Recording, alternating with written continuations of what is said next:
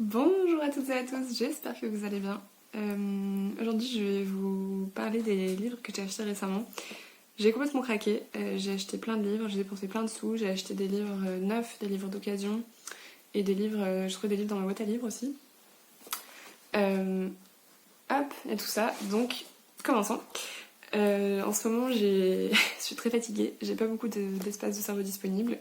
Et j'ai envie un peu de trucs cocon et douceur et tout. Du coup, en ce moment, je lis surtout des romans policiers et des romans graphiques. Et c'est ce que j'ai acheté. Voilà. C'est comme ça. Les romans policiers, j'aime pas les trucs trop gore. J'aime pas les trucs trop suspense et tout, parce que je lis avant de m'endormir. Souvent, j'ai des lectures fractionnées, donc si c'est hyper tendu, suspense et tout, ben je peux pas l'apprécier à sa juste valeur, donc j'aime pas trop ça. Ce que j'aime beaucoup, c'est les romans policiers anglais, les romans policiers un peu cosy, ouais, un peu intellectuels, enfin, comment dire, où ce qu'on montre, c'est pas juste le gore, c'est plutôt voilà, le processus de l'enquête et tout. Donc, partant de là, j'adore la série des Agatha Raisin, j'en ai lu plus d'une dizaine. J'ai lu une autre série de cette autrice, comment elle s'appelle, Amish Macbeth. Donc l'autrice c'est MC Beaton. Bref, j'adore cette autrice et c'est comme ça que je suis tombée sur cette série qui s'appelle Petit meurtre en héritage. Enfin non, la série s'appelle Les mystères de Honeychurch. Le tome 1 s'appelle Petit meurtre en héritage et le tome 2 s'appelle Un meurtre peut en cacher un autre.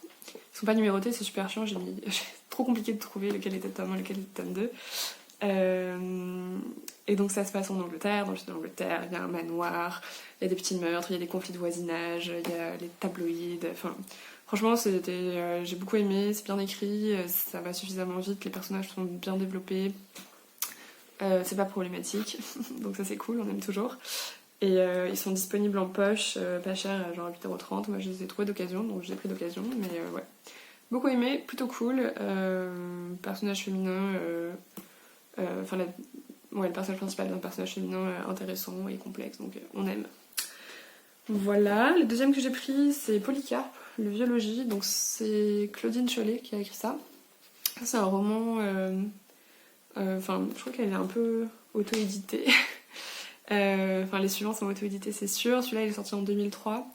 Donc c'est un roman français qui se passe dans un petit village de Touraine, et donc Polycarpe, notre héros, est un vétérinaire en pré-retraite qui vient habiter dans un vieux logis.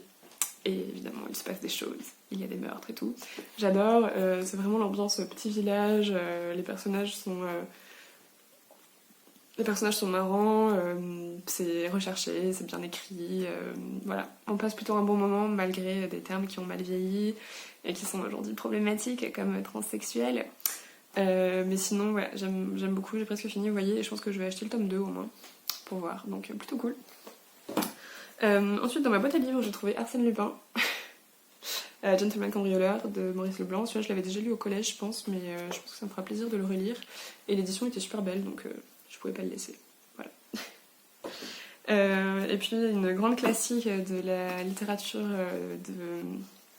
comment dire, des romans policiers anglais. Elle est contemporaine d'Agatha Christie, je crois, voire même un peu plus ancienne, Patricia Wentworth.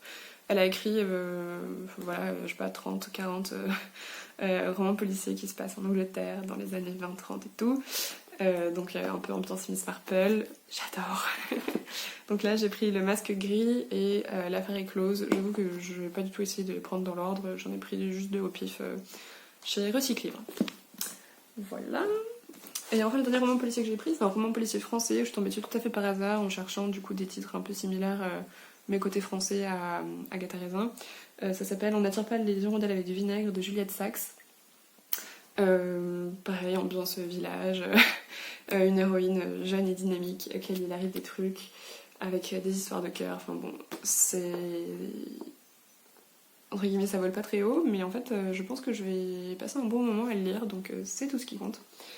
Et ça, c'est complètement auto-édité par contre. Enfin, c'est l'édition Alta Real et c'est plutôt... Enfin, à la base, c'est un e-book.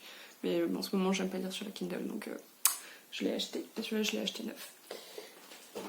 Hop, et ensuite je vais vous parler des romans graphiques que j'ai achetés. Je suis trop contente. Cette année en 2019, à cause de la pandémie, j'ai repris en fait pas mal le dessin, l'aquarelle et tout. Je me suis mise à suivre aussi... Pardon pour le bruit. Je me suis mise à suivre pas mal de d'artistes sur Instagram et tout, et du coup les romans graphiques c'est bien parce que voilà, on passe un bon moment et puis visuellement c'est cool et inspirant, donc voilà, le premier que j'ai pris c'est Sacrée sorcière de Roald Dahl, adapté par Pénélope Bagieux. Donc là j'aime tout le monde, hein. Roald Dahl, j'ai lu tous ses livres, je crois presque tous ses livres quand j'étais petite. Justement j'ai pas lu Sacrée sorcière, tout simplement parce que j'ai jamais trouvé chez mon libraire. Et donc j'adore Roald Dahl, et Pénélope Bagieux, je pense qu'on la présente plus. Elle est super inspirante et tout, et donc en fait elle a adapté en BD le livre La Sacrée sorcière. Je crois qu'il est sorti en film aussi cette année, je l'ai pas encore vu, mais je suis bien contente d'avoir cette adaptation en BD. Je pense que je vais aimer me replonger dans l'univers un peu enfantin, coloré et en même temps vachement sombre de Roald Dahl. Le deuxième que j'ai pris, c'est Radium Girls de Si. Si, j'ai suivi son Inktober cette année et c'était juste sublime. Radium Girls, ça parle donc la découverte du radium fait une entrée fracassante dans les États-Unis des années 20. Et en fait, les Radium Girls, c'était les jeunes filles et les jeunes femmes qui peignaient l'arrière des écrans de montre avec de la peinture au radium, voilà, pour que ça brille dans la nuit, parce que ça a des effets sur la santé. Et donc ça, c'est au crayon de couleur. Et c'est genre trop beau. Donc j'ai trop hâte de le lire pour apprendre des trucs et puis juste m'en mettre plein les mirettes, comme on dit. Une autre artiste que je suis sur Instagram, c'est Lopoutine. Donc là, elle a sorti un album qui s'appelle Francis. C'est pareil, elle fait des choses absolument sublimes. Avec, voilà, elle joue pas mal sur le genre et tout. Les sorcières, voilà. Donc bon, c'est pareil, il paraît qu'il n'y a pas tellement d'intrigue, mais je l'ai pris vraiment pour la beauté visuelle, m'en mettre plein les yeux, trouver de l'inspiration et tout, donc je suis bien contente. Enfin, le dernier roman graphique que j'ai pris, ça devait être un cadeau pour une fan, une amie que j'aime beaucoup qui est fan comme moi, sauf que comme elle est fan, en fait elle l'avait déjà acheté, et du coup trop triste, je suis obligée de la garder pour moi. Je suis trop contente. C'est la BD sur Anaïs Nin. Donc c'est la BD de Léonie Bischoff qui s'appelle Anaïs Nin sur la mer des mensonges, qui est aussi tellement belle. C'est pareil, elle est faite au crayon de couleur un peu multicolore. Je sais pas si vous voyez. Ça a l'air trop belle et ça a l'air trop beau. Ça a l'air trop beau.